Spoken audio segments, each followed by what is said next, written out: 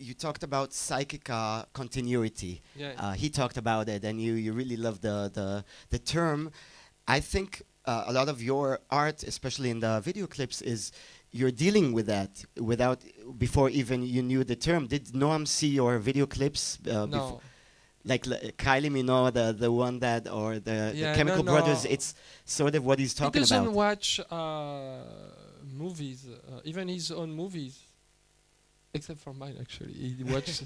I mean, the one about him, but he's not into the movie culture. I guess with his wife they went to see movies, but as he said, since she passed away, he didn't go once in the theater and so on. So that's when he mentioned psychic continuity.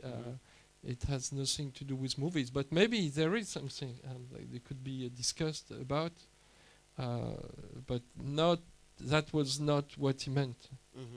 It meant from the way we perceive object, the contrast between what people believe that you have.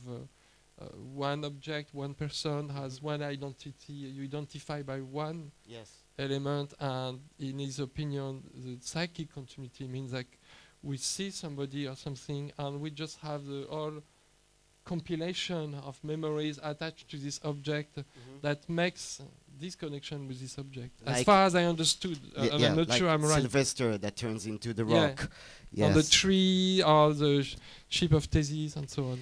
Okay, this some of the questions I wrote on the paper because they're pretty complicated, I think. I want to talk to you about the subject of language.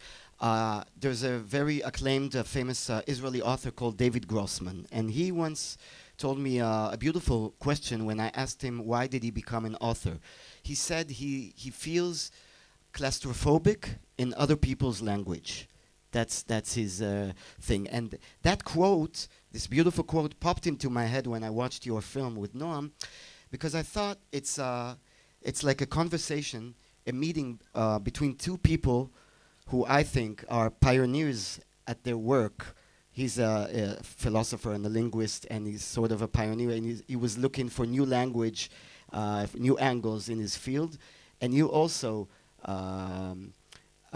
sort of a pioneer for me, and looking for new directions that no one has ever done before, I think. Did you have that in mind at all? I mean, when you started interviewing him? Well, my ambition, I mean, as I said, was to do scientific animated film. And when I met with him, I had in mind this concept to juxtapose two different ways to express, one through hard science and one through more artistic curiosity, and to see what happened. I had in mind this great movie by Henri-Georges Clouzot, who is about Picasso.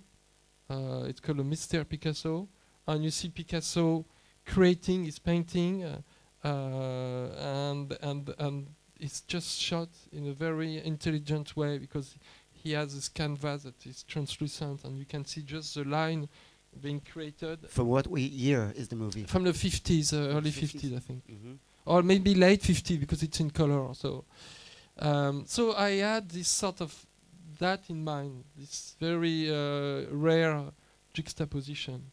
It's funny because when you say about Grossman, David Grossman, that he feels the foreign language makes him claustrophobic. Yes. I feel in a way the opposite. Like when I go into a country where I can't read the word, like in actually here, Israel, or in Japan, I feel because there is so much advertising everywhere that I feel silent. Really? And if I go to a country where I can read the word, I feel bombarded with. Because you have more triggers to the brain all the time. And you just can't sustain your chain of thought because you have all those words that interrupt them or juxtapose to them. That's interesting.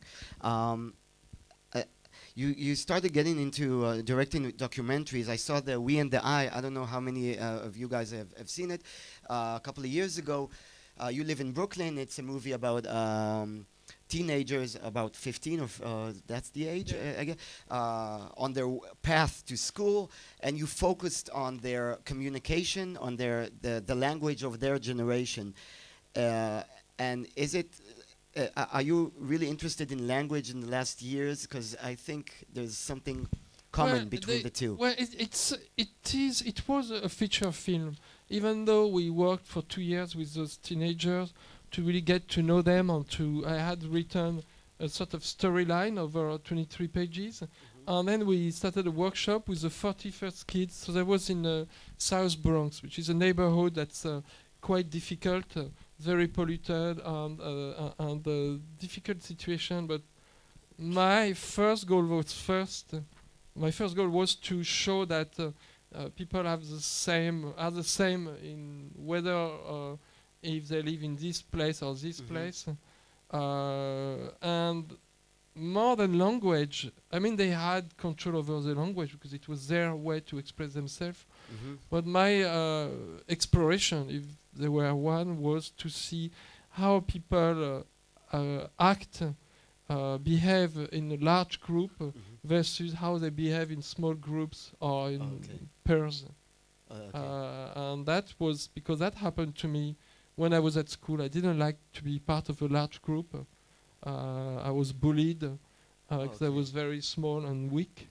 And then I can identify, by the way. Yeah, they were not large people. And one day, much later, like in my life, I did. I mean, it's like everyone went through that. You take the bus, and suddenly there is a full class of pupils who jump in the bus. It's very chaotic, and you can't read your book because it's too noisy. So I experienced that, but since my journey was quite long, I could see them going out one after each other, and the dynamic of the group changed with the size of the group, and that was what I wanted to study and the story I wanted to tell. It's a great movie. I really liked it too. The We in the Eye. Go rent it. You said you were bullied. There's one scene from is the man who is told is happy. Is the man, whatever the is, where it is, that popped into my head now. I love that scene. When Noam talks about anti-Semitism in his when he grew up, and he was the only Jewish boy, and then you see it like a bully, sort of Irish, and he's running inside of a maze, sort of. Did you have in mind, because that was my association, the Holocaust monument in Berlin, because it looks just like that? No, I didn't know it at the time. Since I visited it, to me, that's you know what? When I visited it, I just thought, oh, it looks like a city.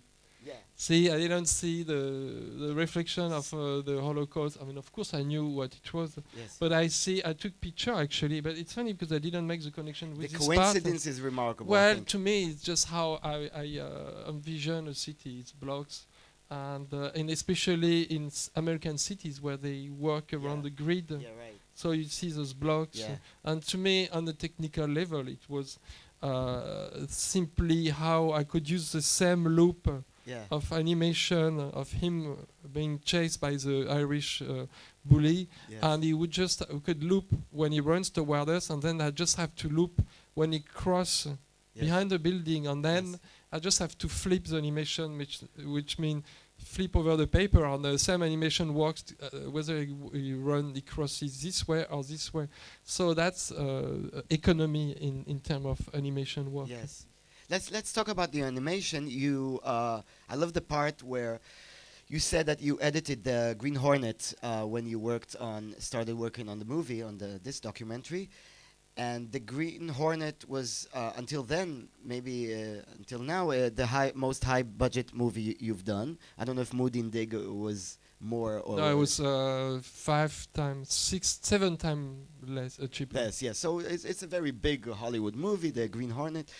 And still, during that time, you went back to basics and with the animation did a very personal movie. Was that intentional to do something on the contrary of the big budget sets of Yes and no, because what happened is I had done the interview of Noam, and then I went to do the Green Hornet, and I had to start animation because I had already some idea. And the first animation I did was the shot that's just before the tree, which is a ramification of lines that grow and then resolve and rejoin. And so I just did this test, and then that was during the editing part of the Green Hornet, and I saw the result. Because when you animate and it's shot on film, you have to wait at least a week before it goes to the lab, then go to the digital process to see it on your DVD or computer. And then I was so excited that I decided to start and really continue to do the animation. It was like taking holidays from the So Green like Hornet. a therapy from maybe the big. Yeah, I don't want to be contradictory, but I don't like the word therapy Yeah, because okay. I don't think. Well, it was holidays. I would A say. holiday. Okay, okay. There's one sentence in the intro of the film when you narrate it, and that you said that really focused, got my focus. I've been following your work for a lot of years, and it always seems to me, God, how did he think of that? How much creativity does he have? And you said that one of the reasons to make the film is to give yourself focus of your often, and I quote, often shattered creativity. So I wonder, do you feel as time passes, and you've been like, I don't know, for the last 25 years doing what you're doing, do you struggle to find new ideas, video clips, I features? remember a period after I did my first feature film that was called Human Nature. I had a period of few months where I thought my brain had become dead in terms of creativity. I remember a friend I had told me anyway after 35-year-old you can't have a new idea. And I was probably my age. I was actually a little older. And I felt that's it, that's now this moment, and now I'm not going to have any idea. And then just after I did 2 videos at the same time. One was Star Guitar by Chemical Brothers, where you see The train. the train through the window, and then there was a one for the White Strap with the Lego blocks. And I thought they were completely, I was failing, and then they end up to be working quite, I was happy with them. So I realized that my brain was not dead. So since then, 20 years ago, about only then you had this? No, it's not 20 years ago. Is It's it like 15? 10 years ago. 10 years? 12 Really? years ago, let's say. Okay, okay. And then I realized, okay, the brain is still working. Even though probably there is less neurons, you still can have idea later on. So you mentioned the brain. I often wonder what is it like to be inside your brain? No, really, because do you go around about everyday life? I don't know, and thinking of ideas constantly, or I don't know, you go to sleep and you think about the science of sleep and No, in fact, the truth is I'm going about and I'm watching everything, and I either think of my lack of knowledge in history and geography, and or being sick, or being in love with a girl, and that this girl is not calling me. That's my 3 subjects. That's good. Okay, we will have some questions later about the film too. Let's go to the subject of. Let's go back, okay? From your start, you started as a drummer. Wee Wee, that was the band, right? Yes, but it's not W-E-E, it's O. It's Oh, like yes, yes, it means. Yeah, yes. Oh, of course,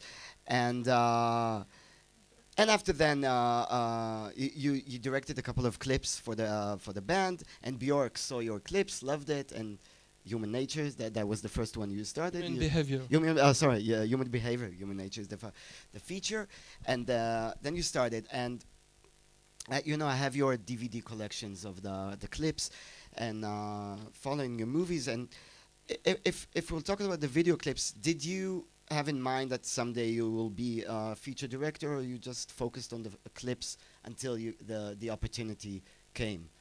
Yeah, I had no idea I would be a film director. I was already really happy to make a living with making videos. It was a very good job that I didn't expect to ever have when I was younger. And then there was a moment we did my third video for Björk that was called Isobel. It was in black and white, and we did all the post-production on film, so we could project it. At the time, you didn't go to video or digital before you screened it. It would be very poor if you project a video. And we went to a movie theater in London, and we screened it big, and I saw the difference in watching a movie in a dark room with many people versus watching it on a small screen with advertising before and after and so on. So I said to myself, okay, I should try to do a movie, even if it's not great. That was the time where I decided. But it took me maybe 7 or 10 years before I did the first Charlie Kaufman one. Yeah, you're right.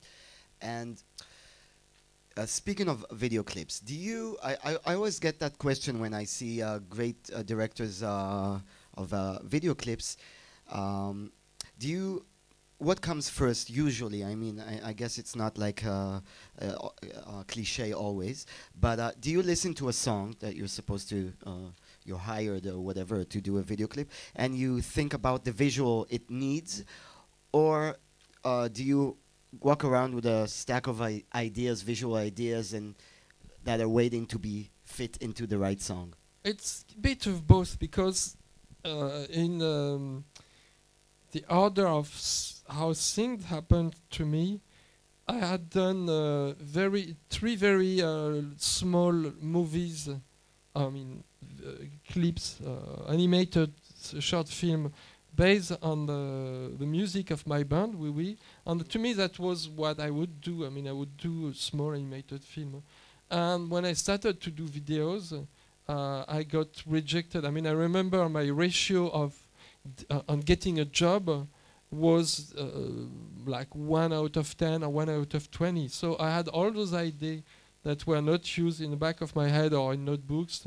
And later on, when I had some recognition or success, I had all those ideas that could be a support from, like I would listen to a song and I would think, oh, this idea could be a good structure or grid on which I would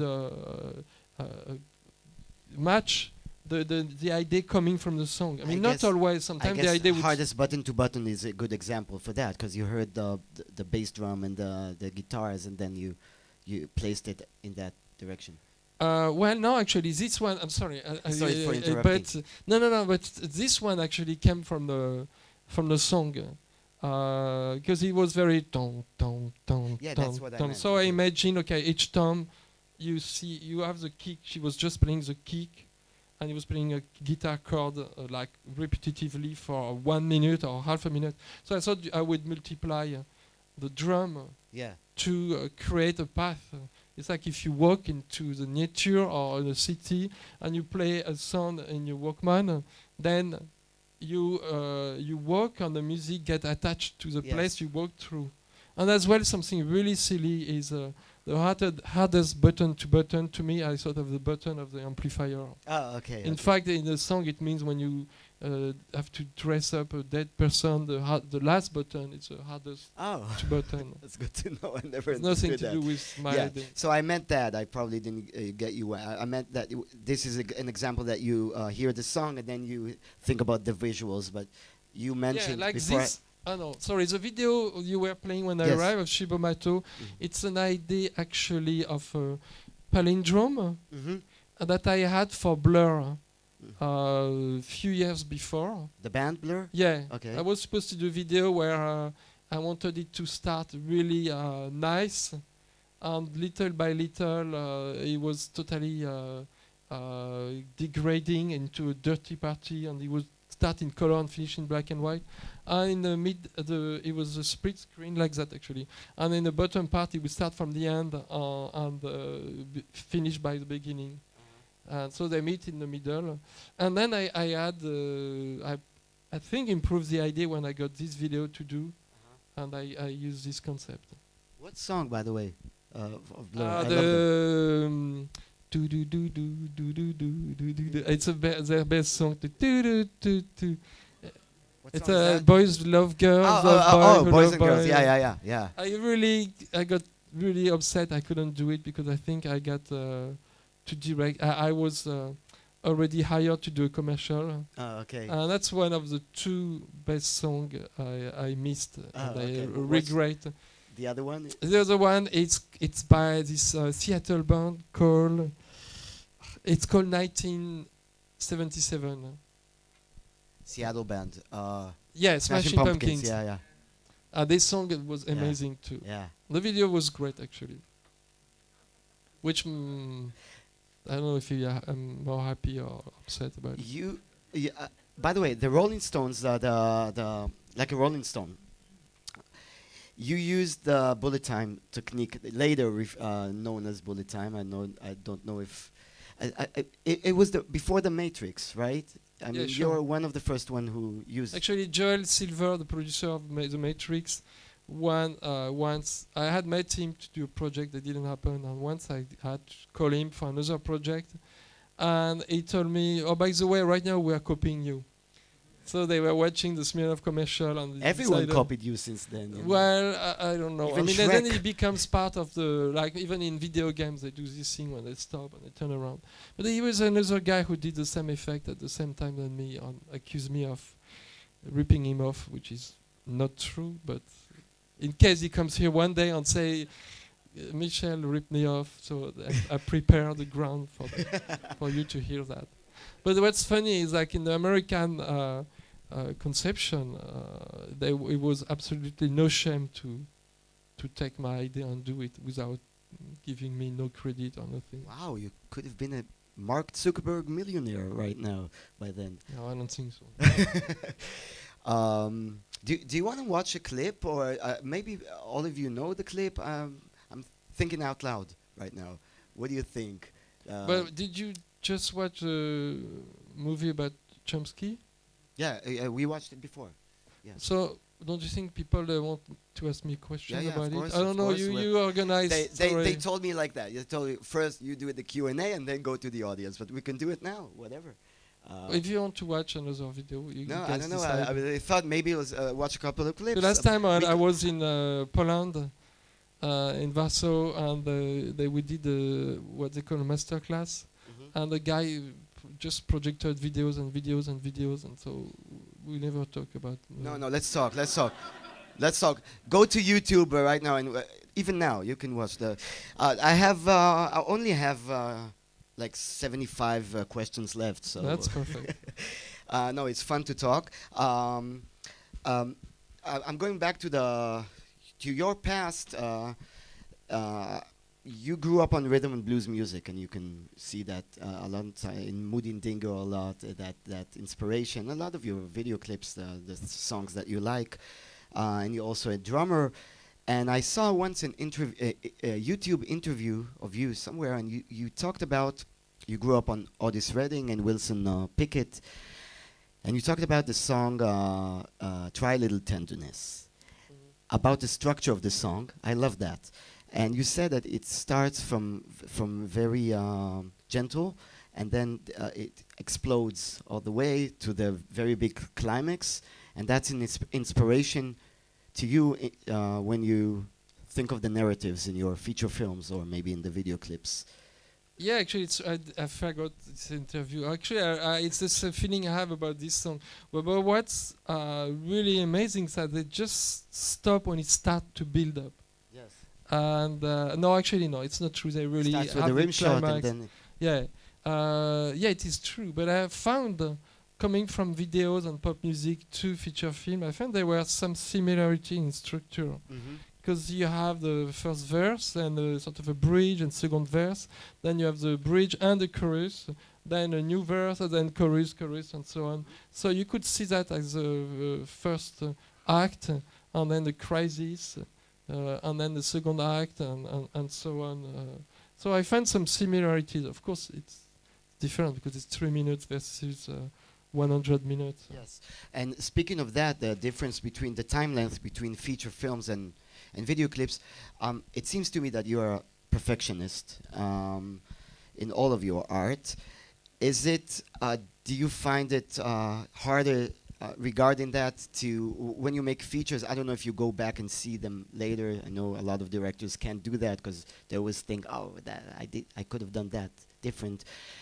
Is it easier to achieve this perfection in a 3-minute video clip than in a 100-minute feature? Well, what's for sure is I can watch a video I've directed and think, okay, that's good, that's what I wanted to do, and it holds together, the idea is there, and I really think it's working. As for a movie, I never can get enough distance to appreciate the full object.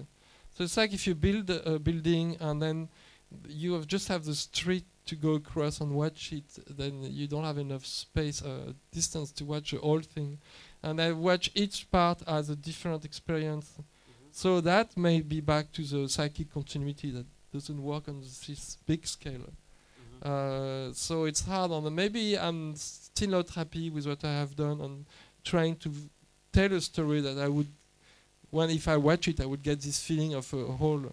And maybe that's what you mentioned when I say shattered creativity. Maybe I try to squeeze in some film too many ideas, and then it counteract on the narrative. Do you watch your films? Well, this one from Chomsky, I watch it many times because I wanted to get prepared for the question. I tried to remember and understand. There is still stuff he told me that I start only now to understand. When I told you the stuff? No, what I'm saying is like in watching the film, like I watch it maybe 20 times, I still understand something I didn't know before. Right. But it's like, how about your earlier films or video clips? Can you, do you watch them sometimes? Well, I watch them when we do this Q&A, and sometimes we watch 3 videos, and we talk about them, so that's an occasion for me to watch them. Well, when I just finish one, I always find a new friend to show it to him, so I have an excuse to watch it again, and I watch it on my own. But that's very shortly after. After a few months or a few years, I don't spend my time to watch them. But when I watch them, I feel, it's not bad. Oh, okay, that's good. Do you, let's talk about first about the movie, maybe, if it's okay. Let's talk about the movie and then go to any questions about the movie that we've seen? The Noam Chomsky one. You know, in Hebrew we say Chomsky. Can you say that? Noam Chomsky. Yeah, it's very. Questions? Yes. Oh, you guys, because we are filming it. In the beginning of the movie, you're talking about the manipulative nature of film, and during the movie, you include the noise of the camera rolling and talking with the audience about your editing dilemmas, and I wondered why was it important for you to include it? The process of the shooting with the camera sound and so on. Yeah, well, for me it was important to do it this way because first I wanted to make sure I would sustain my idea to the end and not have the temptation to stop animating because it was quite hard, and show close-up of Noam Chomsky just speaking to the camera. And so I decided I would use this camera, which was the same I used. It's a Bolex 16mm mechanical camera. So I talk about it in the middle of the film. I would have to do most of the time in animation, I mean all the time, and I would hear the sound of the camera. So I have to find a way to incorporate this sound and translate it into a visual, like I would represent a camera that becomes a projector, or for instance. And then I had to be committed to what part I shoot of Noam while I was shooting it. Or shooting him. So that was something that was an experiment I wanted to do. So I covered the sound of every part of the interview, but for the image I just had few clips, and even if I would take the wrong moment or something that's not important, it was still something that was inspired by what was going on in the interview. Or sometimes I stopped the camera abruptly because there was a word I was not sure he said, and it gives some, it's part of the interaction between Noam and myself. So I think that was an unexpected but a good result of this technique. You had 2 meetings, right? 2 times you met. Yeah, actually 4th meeting because we had the lunch in between. So it was 4 times 45 minutes, which is 3 hours. But before that, I had met him many times, and we started to talk. To talk about the movie, yeah. Well, not necessarily about the movie. I mean, I asked him a question. Most of the time, when you ask a question to Professor Chomsky, he gives you one answer that goes for 30 minutes. And that's why in a movie, I try to interrupt him to change the subject because he goes from one idea to the next to the next, and then you have two questions, and the movie is finished. There is a part in the movie that he talks about the Holocaust denial, something, and then let's go to happy matters. Then you say but I mean, I have to say, to defend myself here, he ends his subject. You know, we talk about the treatment of survivor, and then he said, "Well, that's not a surprise. Let's see in France." The Roms, and he said about the cynicism, and then from there I changed the subject, but he finished his chain of thought. Does he know that you're here, by the way?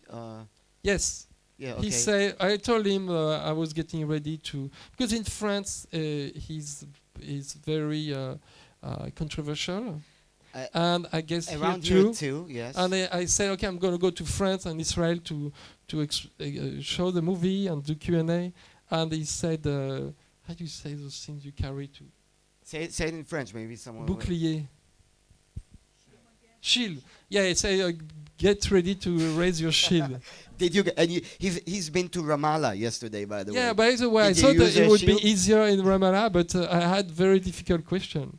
Because for one guy who, generally when some person is angry about him or the film, they keep asking the question, and even after the answer they re-ask, and they sort of absorb the whole conversation. So it was one guy yesterday in Ramallah that thought that Chomsky was too much pro-Israel. Pro-Israel, okay. I was like, I had expected everything but that. Has he ever been here? I think he hasn't been here in many years. He's been here. Yeah, last time he was not allowed because he wanted to go to Gaza. Yes, and he met with Hezbollah. And but did you know that you're going to talk about politics too, about his controversial figures, or because you talk about it a little in the film, but you're not focusing on that. Yeah, well, first of all, as I told you, I wanted to make a scientific inquiry with him, because I think he's one of the great minds of 20th century, and it's going to remain this way, like a philosopher in the line of the Enlightenment, like Newton or Galileo and so on. So that's why I wanted to witness that and express that on the film. And on the other hand, I felt that in France, for some issue that they have to his position, they really cut the audience from what he has to say. So I wanted to avoid the subject that would again make all the media say, well, this guy is a revisionist, which he's absolutely not, and stop. Take mine, maybe. I think the battery must have died. 1, 2. Well, I take the one with wire. So I wanted to make sure oh yeah? I'll pull it. Thanks. So I wanted to sort of make sure the audience would have a connection, be able to have a connection of this film. And so that was quite deliberate. But on the other hand,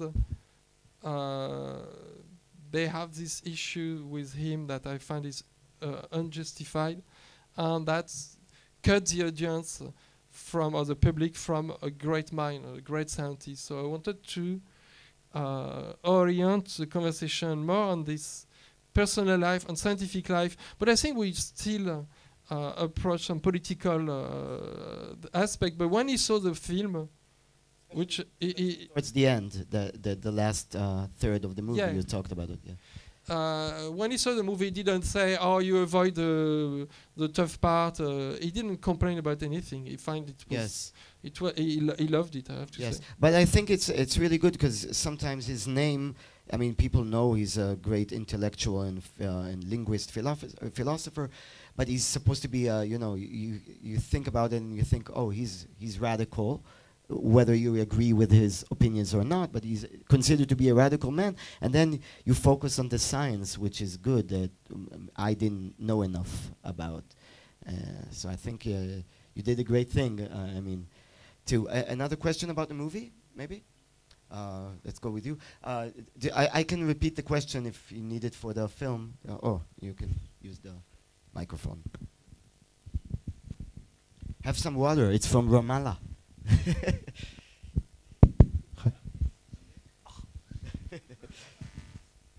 Hi. I wonder what guided you through animating this film, this conversation. Was it like intuitively what you felt or what you thought while listening or while thinking it, or were you trying to say something through the imagery? I think it was both. My initial idea was to do something abstract, so it would not try to explain. I had done this animation for a video for this artist called Chestnut, where I didn't pay attention to the word. I was just listening to the song and doing this animation, and then juxtapose both. And I remember I was playing this book, The Stranger by Albert Camus, and when I watched, and it was a 4-hour audiobook, and that was exactly the time it took me to do one shot.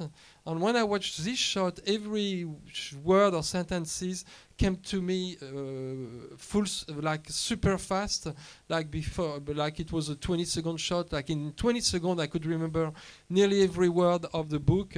So I thought it would be a good technique to do an interview and use this technique. So when I watch the image, I would remember all the words.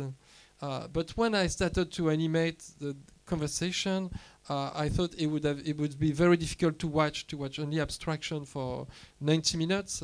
And sometime the first image that would come to my mind was illustrating his story. And sometime I felt I could try to help understand his message or his science. So it was three. Sometimes it was completely abstract. Sometimes I would illustrate and try to explain a little bit when I knew I had understood what he was saying. And sometimes I just illustrate something that has nothing to do exactly with the purpose of his sentence, which, like I talk about the condition. Like, let's say he takes the plane to do a first talk, and that should illustrate the talk, which I do later. But I see him in the plane, which is not relevant of the documentary. But it felt it was interesting, and generally it was my impression while listening to him. Yes, the guy in the back. And then. Hello. Wow, I feel like a Beatles fan or something. I'm really interested in knowing if you're satisfied with the movie and the way that you depicted Noam in the end, or would you have liked some more time with him? Was it enough for you with those 2 or 4 meetings with the lunch? To be honest, I could have spent much more time. It's really open. If you write him an email, you gotta get the answer in the 20 next minute, and you have his email on his website. So if you type Chomsky, you go to chomsky.info, and then at the bottom you have his direct email, and it's very, very accessible. So I don't think I was limited in the time. I just felt I had enough to work for years already with what he said. Over 3 years, we selected 1.5 hour, which is half, which is a lot of selection for very few footage. But he was so dense that I mean, I really, and after that we kept talking about different subjects, but it was already enough in what he had said to do a full movie. So I didn't feel limited in this aspect, but I felt, especially in animation, 90 minutes is the limit. After it's too hard to sustain your attention. You had a question about, yeah? Take the mic. First of all, about the movie, how did you had a lot of material, scientific, not very easy. How did you decide how to organize the materials and connect them with the illustrations? And I have another questions about the Shadow of the Days. I don't know how it's in French. The Boris Vian. No, Mood Indigo is the... Mood Indigo, Well, can I okay, answer sorry. the first question first? But it's two different subjects and it's going to Right. confuse my mind. Okay. So I decided to start on to illustrate, to decide what type of drawing I would do. It would my first impression. Sometime, as I was saying, when he did his first talk, the guy drove on the way to the university. The teacher drove him back in his car. So here I think, okay, I see him with his graduation outfit being driven in the car. So I see the car driving. And then he said on the way, he told me that he was not doing any work except collecting data. So I see the car basically having arms, and he collects data from a tree and he puts them in a big building. So that's how I transform something that had not much to do with the content than with the content. So I mixed up both. Then he said computer was coming along, so I have building along the road that are becoming computers. And then he said, well, basically, he was against structuralism, which was basically organizing a lot of data and finding a pattern. And so the car becomes doing much more of this organization. So it's how I got some ideas, and then I found a transition to lead from one idea to another. And if this transition has to become humoristic and creative, I find it entertaining, so I use it. And Mood Indigo. Okay, Mood Indigo. First of all, I really adore this film and the book, and it thanks. was very difficult, I guess, to adopt this complicated book, to illustrate this world, to make the inventiveness, and to actually tell the story. So can you tell us a little about the work and how did you translate the book into the movie? Whatever. Well, in the same way that I was telling about the documentary on Chomsky, I got my first impression from remembering reading the book like 30 years ago. And I had some images coming to me, even though I had no idea I would become a director, but I was already drawing and painting, so I had visual idea. But I think you don't have to be an artist or any person who's going to read this book would going to have images, because the images are described, and that's one of the peculiar aspects of this book. So I had those images, like for instance, I always imagine the book in color, in the beginning and in black and white at the end, with a circle and something very shrinking and shrinking. So I remember those parts first when I worked on the adaptation, and it was like, to me, flashbacks of my own life in regard to the book. And then the part I didn't remember, I mixed them with, and of course I had to work on the structure and so on. That's basically how it worked. About Mood Indigo. About the microphone. Yeah, no, it's okay. I forgot to turn it on. Is it true that you convinced Audrey Tautou to do the movie by sending her an animated letter or something like that? Yeah, the same way I did the animation for Chomsky. This type of animation is how I started to do my first short film. This white line over a dark background. So it's something I use to convey some feelings or some idea to friends, and they are very short. They are like 30 seconds, 1 minute, and basically because I knew her as a friend, but I never worked with her, and I wanted to convince her to do it. So I draw a drawing of me in my bedroom in Brooklyn, and then I write the letter, and then I fly over the ocean, and I give her the letter, and then my arm gets cut by the window, and I get to the hospital, and at the same time a dog gets rolled over, and his arm survives, and they implant his arm over my body, and then when I say action, I have a dog's arm. And she was touched by, and the letter was, Audrey, would you like to be in my movies? I really think you would be great. You didn't say which movie? Yes, okay. my next movie, L'écume des jours, it's called in French. And but she, because her name is Totu, and you a small dog you call a tutu in French. She thought it was not an offer; it was more mocking her name. So she didn't get the message even. So I can't say she was touched because it was not clear what I was asking. But it's true that I did that. Did you use the same technique with Jim Carrey, Jack Black, or? No, I use it for girls only. No, it's not true. Girls. Is it for friends too? But no, I didn't use it for any other actor. Sorry. Can we see that movie? I think is it on YouTube, the movie? It might be, because it's in a DVD bonus. So maybe they put it on the Mood Indigo one? Or yeah, okay. on the French. Maybe you have a DVD for Mood Indigo? No, you don't have it with you. Not with me. I should have brought one. Somebody make a research. Maybe it's on the net. Yes. Yeah. Okay. I'm not sure about the time. How much time do we have? Do you have? We can go on forever. 20 minutes. Okay. Is it okay by you?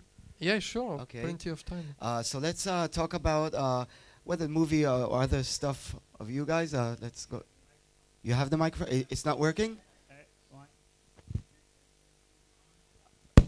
It is. Yeah, it's working. Yeah. Hey. First, I'm a big fan. I love all your stuff. I wanted to ask about work with Charlie Kaufman. What it's like.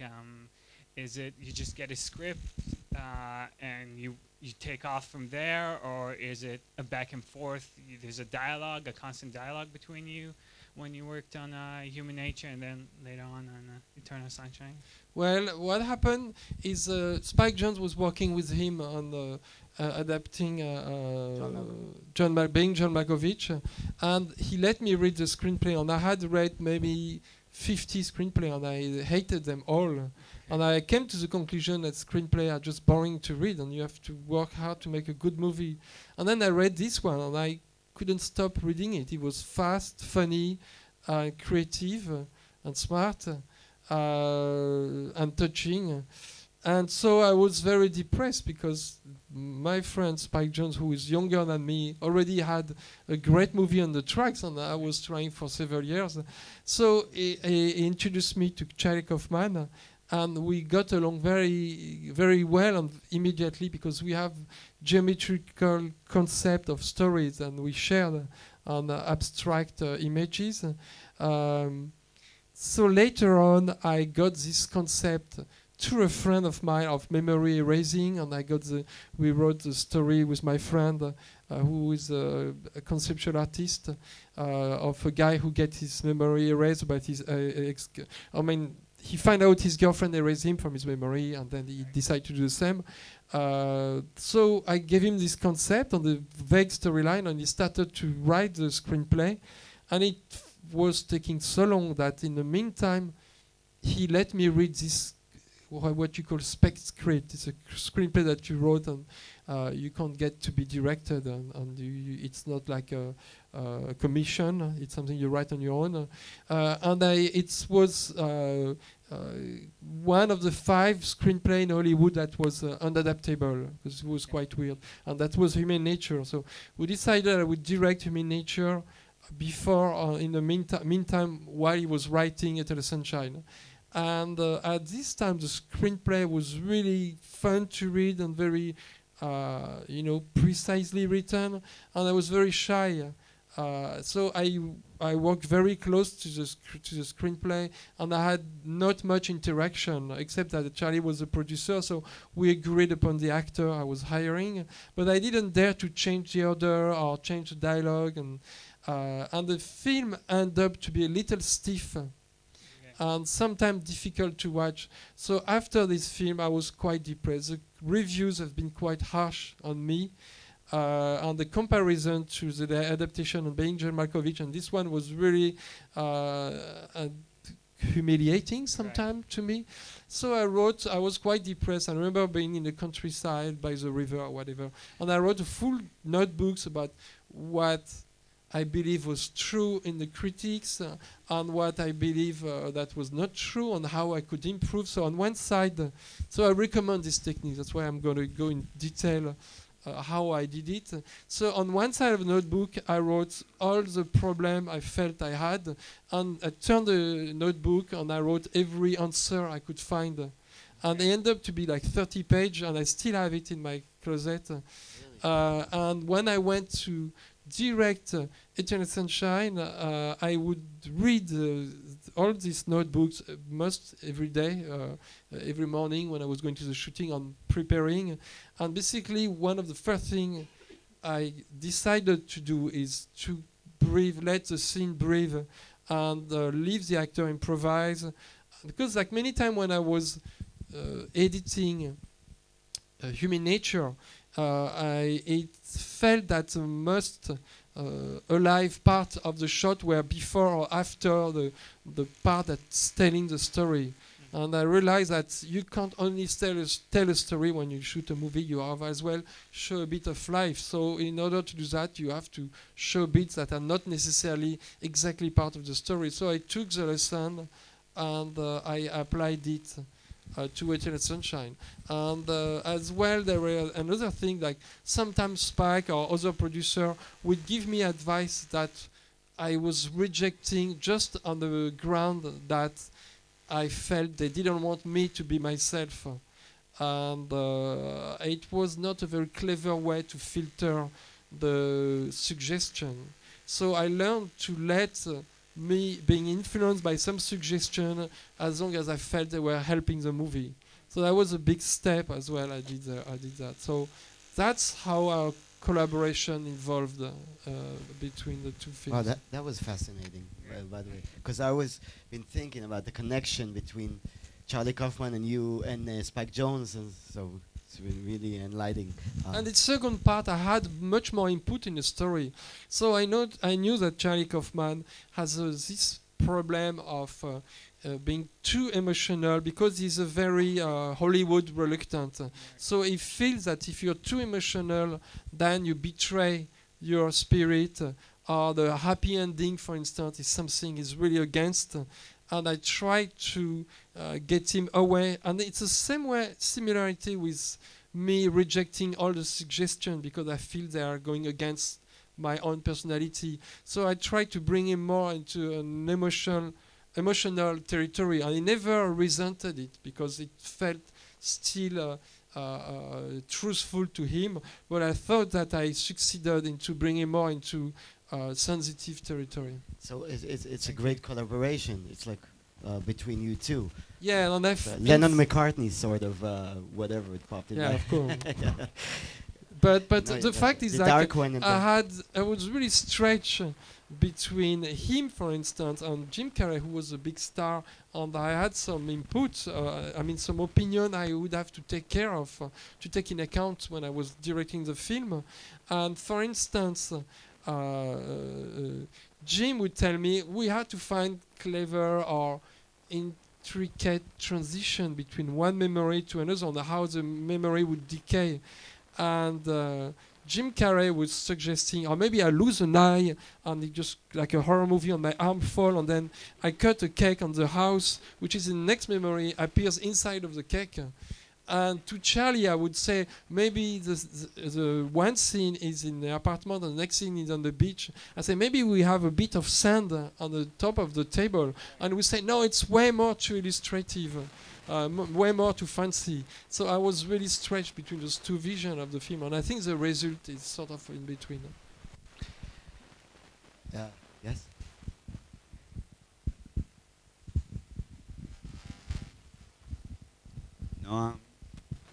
Noam said about when that part about school that like you have competition, it doesn't really matter who wins the competition and about grades.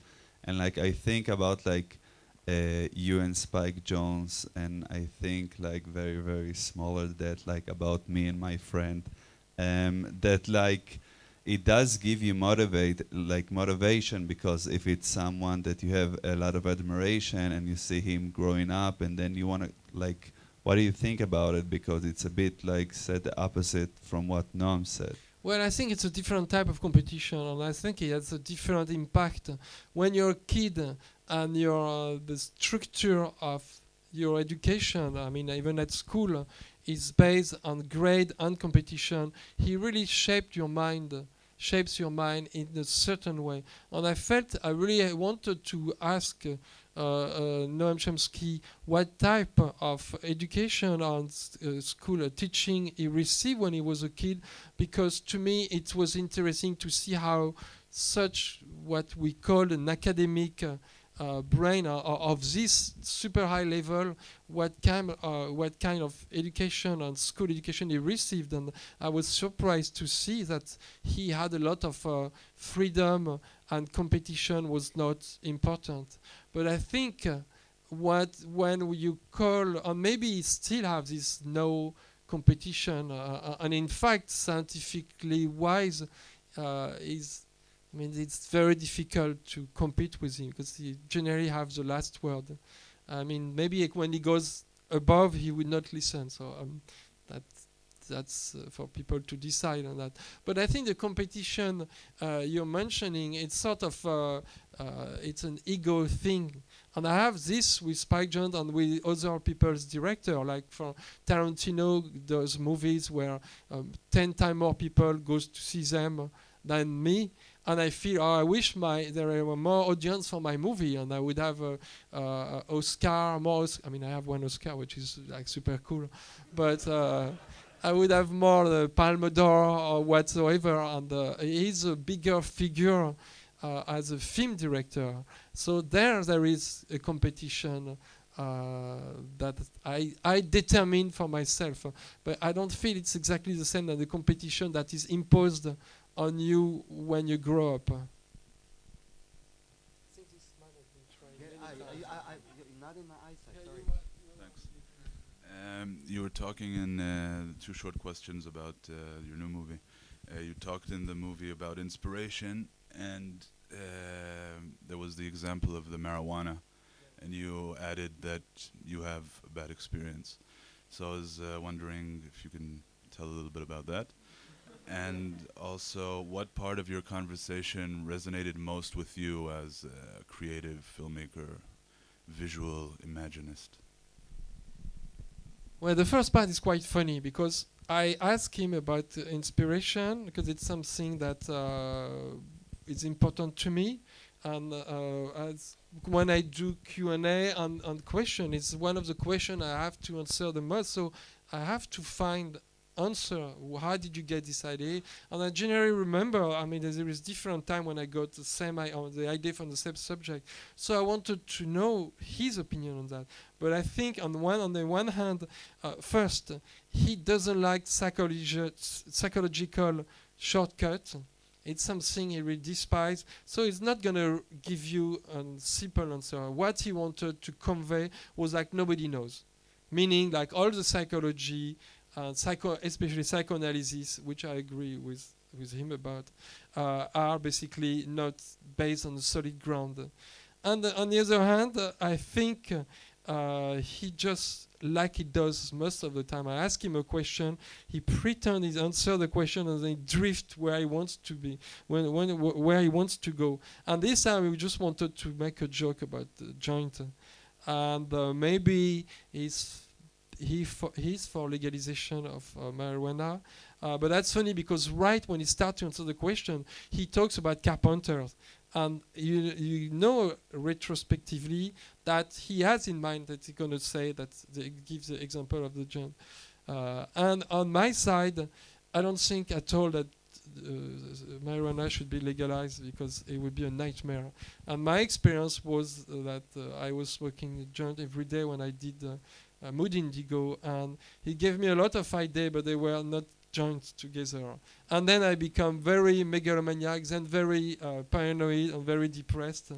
So it had a terrible effect on me. And first, I wanted to cut this sequence out because I felt I was giving a message that was overly positive about marijuana. But then I decided I would put my opinion on it. So then it's for people to decide. Wow, I wonder what ideas you would have if you smoked, if that's your ideas without that. You had another question about it. Yeah, part of the conversation was stayed with you, I mean, talked to you most as a filmmaker. That's a great question, I think. Well, there were many parts. What part of the conversation stood with me after talking with Chomsky? And I remember when he talked to me, he did this long chapter about the emergence of language in the evolution, on how it came, in his opinion, from a single mutation. This was like I had been explained the Big Bang by the man who found out the Big Bang. I think that was Hubble, because he saw the redshift of the stars. The further they were away, they were further of us, the faster they were going away from us until they go faster than the light and you can't see them. So if you would go backward, you will realize that this was the Big Bang. And actually, Big Bang was a joke about this theory, and turned out that's the truth on every proof, like the background, the radio wave background that was found, and so on. So I found that was talking to somebody who explained me the Big Bang of conscience. And it's like if you could talk with Einstein about relativity and do an animation about it, and you have the guy in front of you. So I felt I was living that. So I felt so privileged, and it was so enlightening, because like most of people, I always think language came by a series of mutation or with natural selection. And in his opinion, and it's hard to contradict him, because when he explained at what period of the evolution this may have happened, and how it was in few thousand of years or 10,000 of years, and it's way too fast for evolution to have an impact. So I felt that part was really, really important. And there were other part when he started to talk about the camps, and I think it became very dark.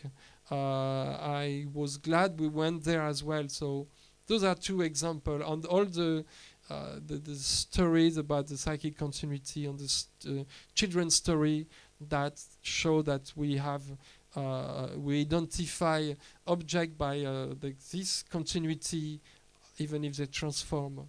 This, I mean, many parts, but those parts were stayed with me after. Yes, we'll go to you, and then you, and then you. לא משנה. I was wondering, I think it's a very stupid question, but I will ask it. I'm giving stupid answer anyways. I hope you won't, but it's about the nature of animation, because I was wondering, because it looks like a very personal movie that you made yourself. So I was wondering about the movement. I mean, when you were doing it, did you know what would be the next frame, or was it impulsive, or was it like, or you plan? Okay, I'll give the example. The part when with the oatmeal. So did you know a few minutes before what's gonna be when? Yeah, there is two ways. Basically, roughly, there are two ways of doing animation that I use. You have this way where, of course, I thought that was his first memory, so I imagine him as a little boy sitting on the counter, and his auntie That's how I entered. I understand that he said a trail of auntie or something like that. And so basically what he meant, it was like one day was one day was another. But then my illustration was a circle of auntie. And when you do something like a circle of object or people who look similar, you just animate one going to the next one. And then this one going to this one. And then you have just this animated, and then once you're here, you start again here, which is the same image, so you can make the full turn by looping just this part. So that's a way, and that's funny that he talk about recursivity, because that's somehow a bit of recursivity, especially when you zoom in and you see the same shape. So that's one thing. It's a loop that's animated frame by frame. And how you do it, I don't know if you know about animation, but how you do it, you do the first, and you know that's the same than the end one of the loop, and so you do the middle one after. So you do the inter animation, and then in between each quarter you do the 8th, and then you do the 16th, and then you have a 16 stage loop. So, and then of course I have this circle of aunties, and I saw him sitting on the table, and the auntie that grows to give him the oatmeal, and then her head looks in both sides, on the oatmeal in the cheek drift, and from one side to always the opposite side of the head. So all that I had in mind, of course. And then you have the other way I used to do animation, which is more like organic, and it's a bit faster in a way. So I start with a dot, and I take a frame. Then I have the little branch that grow just 1 millimeter, and I take one picture. Then I expand each branch by 1 other millimeter, take a picture, and so on. When it's reached 1 centimeter, I do a red dot at the end of each branch, and then from this dot, I start to grow circle, and I take one frame, and then from there, when I screen it, it grows like a plant, and it's sort of a little bit like to watch a plant grow or cell dividing and so on. So that was the two type of animation I would do. You had a question too? Yeah? Yeah, I have two. So first, you talked a bit about Jim Carrey and Eternal Sunshine, and at the time when I saw the film, I was 14, and even back then, one of the things that I thought was mostly unpredictable was casting him and matching him with Kate Winslet, and at the end, I think it became one of its key strengths of the film. And I wanted to ask how did that decision come to be? And the second question was if maybe you could talk a little bit about filmmakers that inspire you from the past and current. Well, to choose Jim Carrey for Eternal Sunshine, we had chosen first Nicolas Cage, but at this time, I mean, before even Charlie wrote the screenplay, when we just had the concept, at this time Jim Carrey just had done Wild at Heart, and it was really at the top. No, that Nicolas Cage, Wild at Heart. Oh, that's. Oh, I Jim meant. Carrey, Sorry. the Truman Show. No. Okay, I meant Nicolas Cage, and it was really at the top, mixing commercial success and sort of impact and quality. So everybody wanted to work with him. So he was attached to 100 projects. So of course he didn't do it, and we were not unhappy about that. When you do a movie of this scale, I mean, it's not enormous. It was like a $20 million movie.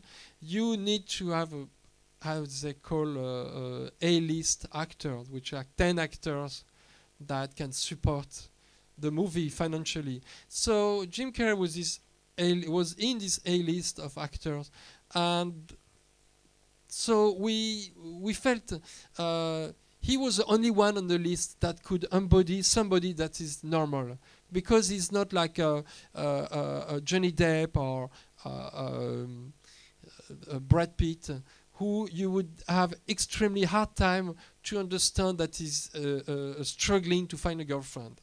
because like all the girls fall over when they see them. And Jim Carrey was more of a normal person. And so even though he was mostly known for his comedy, I found in little clips that sometimes he would be more normal or fragile. Then I hired Kate Winslet, and she told me, you have to hire me because I will be another Jim Carrey. I will be as strong as Jim Carrey in my acting, so you can't have two Jim Carrey. So Jim Carrey would have to I would corner Jim Carrey in a corner of the room, so he has to moderate his acting. And in fact, that's exactly what she did.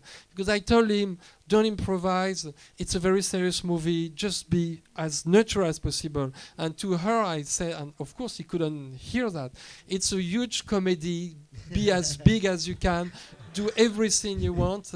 And she did that, and in many shots he's lost because she's taking on a different path, and he was actually hating her for doing that.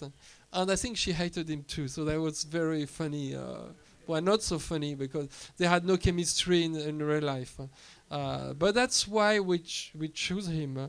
And I remember watching him shooting the movie he did before, that was Bruce Almighty, a very broad comedy.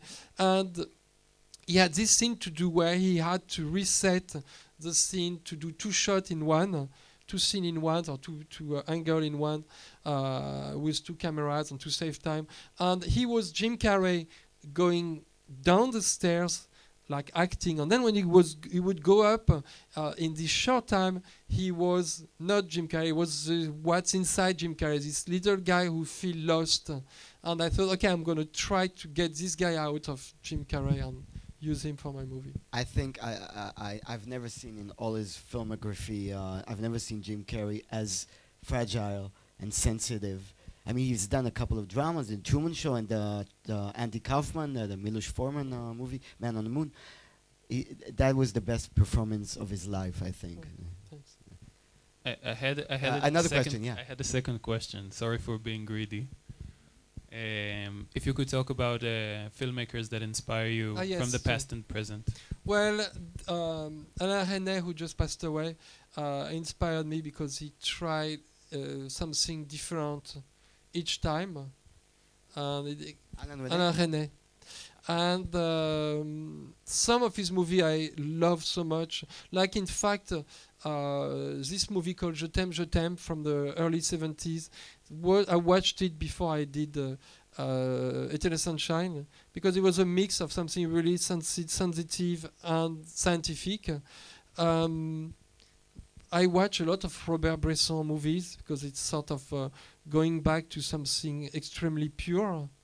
I love Charlie Chaplin, and I try not to be influenced by directors who sometimes have too much influence on modern filmmakers like Martin Scorsese, who I hate movies. I love his movies, most of them, but I hate movies who take his style and match their style to his style, because audience feel, oh, that's really powerful, but it's just a copy of his style. Or some people who are too much influenced from Orson Welles, who took the medium and pushed it to this limit. So I prefer much more to look at movies who are much more basic in their surface, or where you can find the depth in the content.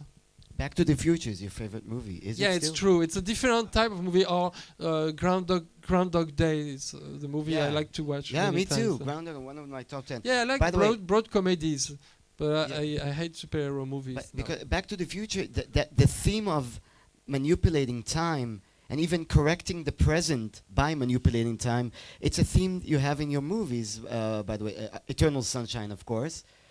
Be Kind, We Rewind. Yeah, what I hated in this movie, there is one element, is that Jimmy Fox, not Jimmy Fox, Michael Fox?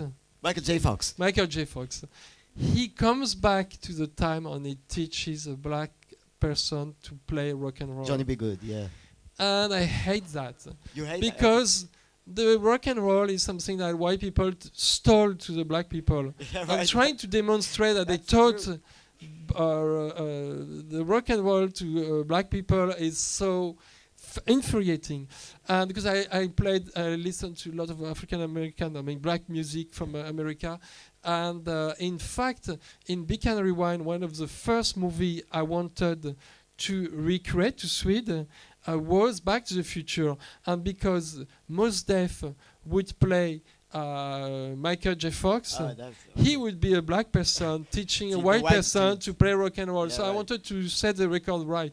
But this not very nice person who Spielberg is refused us to use. Really? Yes. So you needed for the Big Can Rewind sweded scenes. You needed permission. We needed the permission not to swede the movie because you can't do any cover or interpretation, but we needed the image on the cover of the DVD. Oh.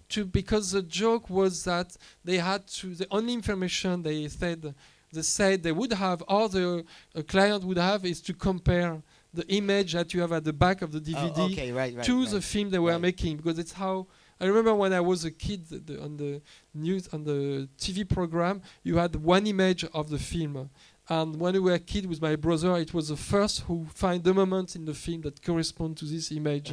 So that was important to me. So we couldn't get it, and that's why we did Ghostbuster. Okay. Which I like equally. It's not Spielberg produced Ghostbuster? No, it's not. He produced, even though Robert Zemeckis directed Back to the Future. Yes. He produced it, and they were telling us, well, we can't do it because we're going to do a play of it in Broadway, which was rubbish because it's been 10 years and they never did the play. You should have got your revenge and swayed do a swayed version of Schindler's List in that movie. More questions before we leave? Yes?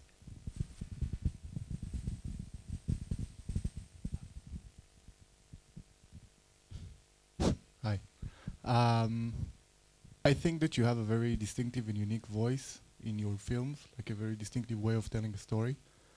And in the past, I don't know, decade, since the first of your films were launched to the world, there has been a lot of, I wouldn't say copying, but trying to imitate your style. And I wanted to ask how you feel about it, if you feel like as if you need to invent yourself again and again with every movie that you make or not, or... Well, in videos it may be more true than in film. And sometimes I'm flattered and sometimes I'm upset because they do video for a huge artist and nobody knows about my small video I did. And sometimes you see the comment on YouTube and they say that I copied the other because they have no idea of chronology. And that's frustrating. Really? You really take that seriously? I mean, I'm stupid this way. I'm very jealous. I know the feeling. And in relation to that, the Green Hornet is very different in style from your previous films and the one that comes after. I wanted to ask what brought you to make it, or what? Well, I just had finished Big Can Rewind, and in this movie they copied movies that are very broad. And maybe we could have made fun of the French Nouvelle Vague or stuff like that, but most of the time they copied movies that everybody knows, and I think it worked well because of that. So I thought, okay, I should try to make a broad movie, a movie that connects with a bigger audience. So I tried to make the Green Hornet, and the fact that I had worked on this project since '96, and I had some attachment to the story. Only I don't like to say bad things about stuff I've done, but I mean it was difficult for me because the actor Seth Rogen was as well the producer and the writer of the movie, so I was a little bit executing his idea, and eventually there is not so much of my contribution on it. Maybe to a girl, because it's already boys that talks. Look, really? Okay. This woman with the long hair.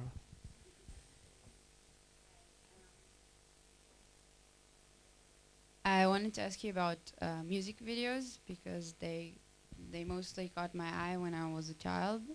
I think the first one was the Foo Fighters one. So I wanted to ask you if it probably changes from one musician to another, but do you ever have like conceptual arguments with them? You have to like fight for an idea you think that should be in the video that they don't agree or they don't like your ideas, or it's usually like smooth and everybody's generally happy? it goes well, but sometimes we have disagreement, and sometimes I bend, sometimes they bend. But it was a funny story that I've told before on this video, is that I got this. Which song? On The Foo Fighters? Foo Fighter Everlong. The Everlong. With the nightmares, and he's with his girlfriend in the bed. So I gave him the idea, and he was very pleased with it. He said it's exactly what I had in mind, this type of idea, and so on. And then 1 week later, he comes back to me and said there is only one problem: is so we were supposed to take a girl, an actress, and put her in his bed, and he said my girlfriend will be so jealous she would kill me. So he goes away, and then next week comes back, or even 2 weeks, and I said fine, we're gonna put your girlfriend in the bed. She's gonna be the actress. It's easy enough, and it's gonna work perfectly. And he said okay, fine. And then 2 weeks later he comes back. No, we can't do that because my ex-wife would be so mad at me. That was Dave Grohl, he said? Yeah, it's very nice, but he has this weakness that he doesn't like confrontation. So I let him go, and then I come back, he comes back, and I say, fine, we're going to take your drummer, and I put a wig, and he's going to be in the bed with you as your girlfriend. And he said yes, and I said, you're going to talk to him? He said fine. So he comes back 2 weeks later. I say no, I didn't dare to talk to him. I'm too embarrassed to ask him. And I was like so frustrating because I really wanted to do this video. So I went to talk to the drummer. I said, you know, you would look nice with a wig. Would you do it? And yeah, he said yes, of course. Wow. I never thought a huge... It's called Taylor. So I said, Taylor, you would look good as a girl. And he was completely up for it. It's amazing. A huge icon in the scale of Dave Grohl is afraid of his girlfriend. He's afraid of confrontation because I saw a documentary on him, and he always had this issue when he fires his musician that he can't tell them. The Pearl Jam, the Foo Fighters one. It's a very good documentary. Yeah. I think she really wants to ask a question. Is there anyone that hasn't been before? I'm sorry, but just the guy over there. I'm sorry, just that I was. We asked. can do both. Let's do both. Okay, both. Thank you. A little bit of cliche. The source of your ideas. How does it emerge? I mean, it's from the script. It's from an image you see. It's from a story you want to do, or how do you decide, and how do you know what you're going to make? You see a vision, or you read something, or somebody sends you? It could be many things, but the last project I wrote, and hopefully I'm going to direct this summer, it's about two adolescents who are outcast in their school, and they decide to build a car and go across France. So basically, I had those moments of my life that really touched me and made me maybe who I am a bit now, that I wanted to express. And then we had this dream to make this car, and we never made it. So I thought, okay, it's a movie. It could be a way to realize a dream you couldn't make when you were a kid. So you create a world where it's possible. And the third thing in this movie is like the adventure that happened to them when they cross France with their car. I dreamed most of the episode, and I used my dream to tell this story. So here you have three different way of inspiration. Like the one of Big and Rewind was like the middle one. It's like creating a world where Utopia, which is making movies with zero money, could work, and with zero experience could work. So that's a way that inspires me. So your next feature is a coming of age movie about two kids. They're conflicted by being romantic and being very attracted to sexual experience. Okay, it's in French. It's going to be in French. Yeah, in French. Oh, okay. We have two more questions, maybe three more questions. Okay. People who haven't been before, and then we'll close the thing. This is not a very highly intellectual question, but you've directed one of my favorite episodes of Flight of the Conchords. Oh, yeah. And I wanted to ask about working with Jermaine and Brett. And I mean, you had even there was this with Carol Brown, the clip where he sings about all his past girlfriend. There was Oh, that's funny. They were all from Israeli. It was a group of Israeli girl who just came in holidays, and they were their friend, and they all from your country. So if you can just tell a little bit about working with them, about working as a TV director.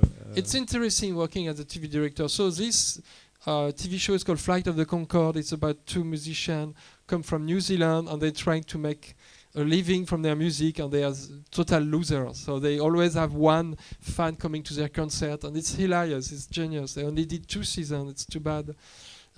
So it was great because I knew them from the girl who does the costume design in the series, and so they invited me to direct one episode. So you very much from the outside you come in, because they have this relationship with the producer and co-writer. And first day, we did a scene where he has to explain that he wants to date this Australian girl, which is totally forbidden. And we were in this little restaurant, and we do the first take, and then the producer goes to talk directly to the actor, and I was like sort of infuriated, but I mean I calmed myself, and I went to the producer and said, no, it's not how I work. You have to keep me talking to the actor, otherwise there will be no connection between me and the actors. And he understood that. But that was something that's funny and quite frustrating in doing TV. But after he let me have my relationship with the actors, and it goes very fast. You do one episode in 1 week. You have only half an hour to eat, and you have to go to the place you want to eat, which is good. You don't have like the 1 hour big meal that you have on every movie. I loved it. I think I still prefer to do a feature film, but it was a very fun experience. Yes. Kind of following from this question, with this new trend of film directors doing their own TV series like Gus Van Sant and others, do you see that yourself directing like a whole series, for example? Well, I have a project I'm trying to put together, but maybe it's going to never happen. It's like we start a movie. It's like 3 minutes with famous actor and 5 minutes, and then we let the audience do themselves the continuation of the film. They retake the same costume and looks of the actor, and they continue. On the TV show would be we pick the 10 or the 5 most funny or good proposition, and we watch them all, and the audience vote for the one they want, and then that's the next 5 minutes. And so next episode of the TV show, we watch the next 5 minutes, and we decide.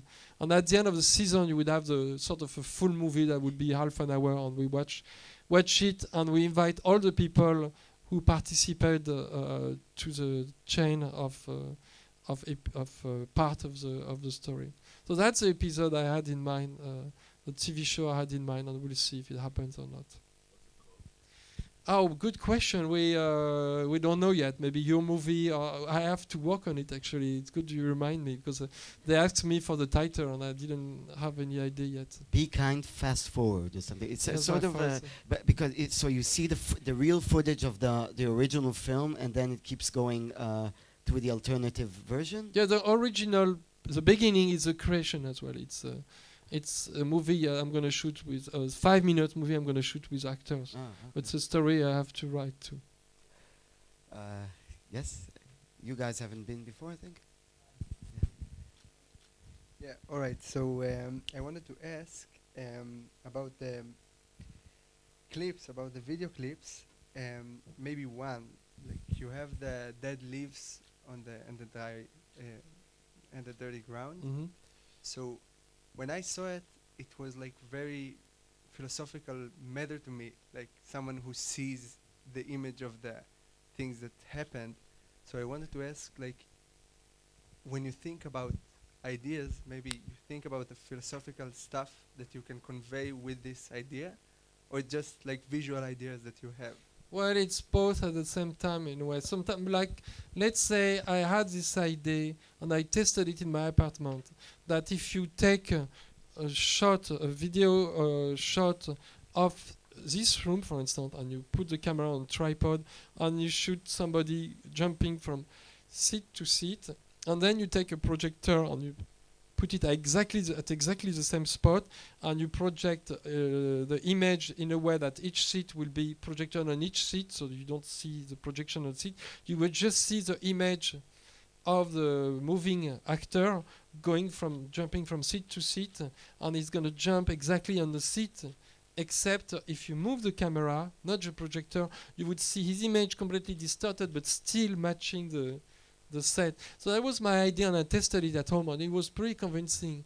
Then I heard the song, and I felt it was really how it would work, and in fact, in the story, Jack White leaves the apartment and with his girlfriend inside, and during this absence, she does a big party, she destroys the apartment, and then she leaves. And when he comes back, the apartment is destroyed, and there is memories of what happened during the absence that are projected. And what we did, we took a house that was meant to be destroyed in London. We shot all the party, with people destroying everything. Then the next day we painted everything in white, all the walls, the floor, the furniture, and we projected the images we had shot from the party, and then we put the camera in different position, or we can move the camera, and we see Jack White coming back and see all the memory. And if there is any philosophy about it, it's about how memories are connected to location, basically, which could come back to the Chomsky documentary. We have to. He's got a long day, right? You're going to Tel Aviv, and you have more She's the Q&A. boss. She's the boss. One last question, maybe. Yes. I want to know how do you address the rules of cinema, like you have to have a protagonist, antagonist, conflict, all that. And also, how do you find that you address this all these rules in time? If in the beginning you thought of it in one way and today differently. I never went to film school, and I don't know much of these rules. And I always Big avoid laugh from the film students. I always avoid pronouncing the word cinema. And doing philosophy about cinema and things, and saying cinema is that, cinema must be that, cinema is not that. I avoid that because I don't think I have the ground to comment on that. My opinion is when you do a movie, you imprint your vision, yourself, into fixing in the little interstices between the problems. I mean, in little interstices between the scenes or between the moment where things work. So all the issues you have to deal with, which are constant. I mean, when you do a shooting day, you're going to shoot maybe, let's say, one scene or two scenes or three scenes, and with 5 camera angles in each. And in between the time when the camera is just rolling, you just have constant flow of question and problem to answer. And I think the way you answer and you solve this question is you have to, in my opinion, and it's really my opinion, and it's not something I'm going to tell you that it is like that, but in my opinion, if you have something consistent or sort of a philosophy of solving the problems, that's going to be your imprint, the main imprint into the direction of the film. So that's what I can tell about the process. But now telling you the way a story must unfold, it's really something that's my complex. I wish I could know better, and I'm trying to learn little by little by seeing the result of my work, my movies, but I cannot come here and tell you a good story is that, and so on. He's no Robert McKee for that matter. Thanks a lot, Mr. Michel Thank Gondry. you. It's been an Thank you. honor.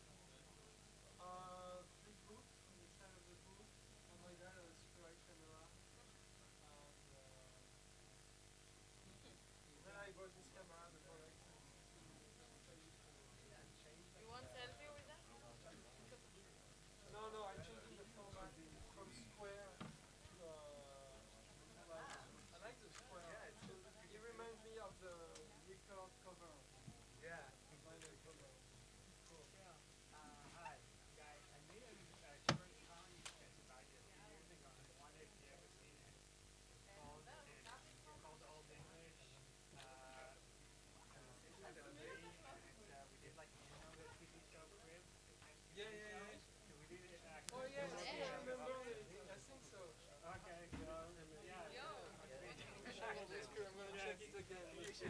I'd love to know what you thought about it.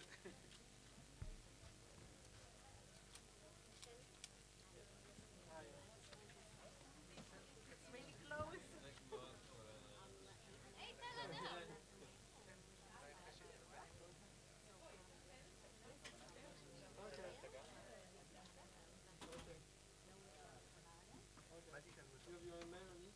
Yes.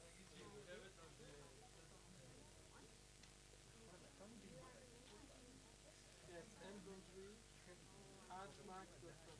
Oh, I will never remember that. Oh, it's easy to remember.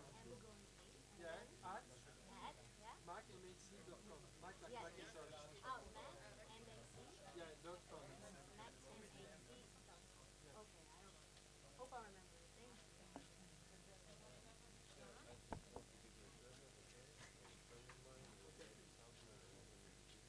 Okay, great.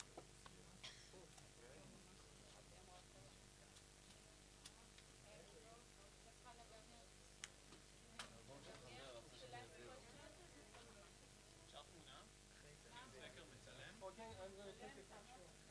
Ask me the question. Okay.